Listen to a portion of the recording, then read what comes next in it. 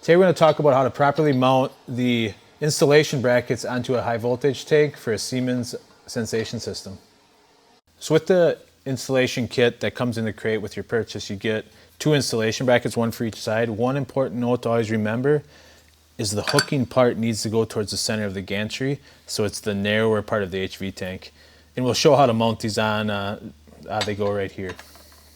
So inside your enclosed hardware bag, you'll get some narrower screws and some wider screws. The bigger screws are for installing it in the system. These narrower screws is what hook the installation bracket on. So what you do is you line it up where these threaded inserts are. One key important to make sure thing is to make sure these holes here are still accessible, because once you, I'm going to finger tighten these on right now. Once you have these in there, started to align it, now once you lift it in the system, the bracket's still attached. You still need to be able to access these so you can take the tank out of the system. And again, remember to always have the bracket facing the inside bore of the gantry.